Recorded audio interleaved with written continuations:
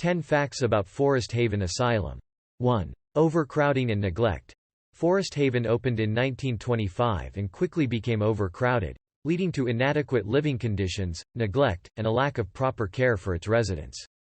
2. Isolation and restraints. Reports of patient mistreatment included the use of restraints and isolation as methods of control, raising concerns about human rights violations. 3. Controversial practices. The institution employed controversial treatments such as electroconvulsive therapy, ECT, and lobotomies, often without informed consent. 4. Deplorable living conditions.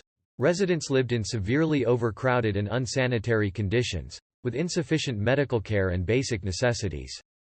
5. Inhumane treatment.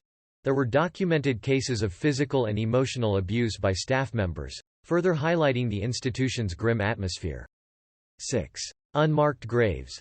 The institution's cemetery was discovered to contain numerous unmarked graves, underscoring the lack of dignity afforded to deceased residents. 7. Abandonment and closure. Forest Haven faced legal challenges and numerous reports of abuse, eventually leading to its closure in 1991 amid efforts to deinstitutionalize care. 8. Haunted reputation. The abandoned buildings of Forest Haven have gained a haunted reputation, with reports of paranormal activity and ghostly encounters. 9. Urban exploration. The decaying structures have attracted urban explorers seeking to experience the haunting remnants of the institution's past. 10. Legacy of reform. The distressing conditions at Forest Haven were instrumental in advocating for improved rights and care for individuals with disabilities, leading to reforms in the treatment and care of this vulnerable population.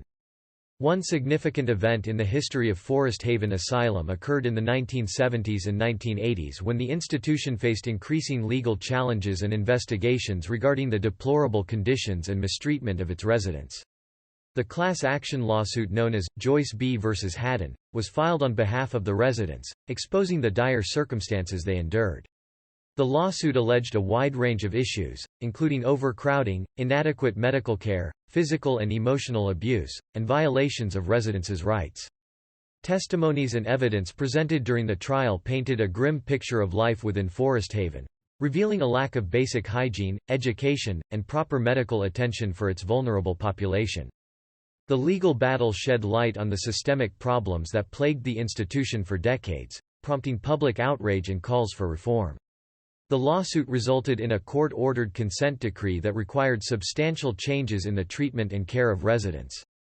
The Joyce B. v. Haddon lawsuit and its aftermath played a crucial role in advocating for improved rights and living conditions for individuals with intellectual and developmental disabilities in institutional settings. The event exposed the tragic reality of Forest Haven Asylum and prompted important discussions about the ethical treatment and care of this vulnerable population, leading to much-needed reforms in the care of individuals with disabilities.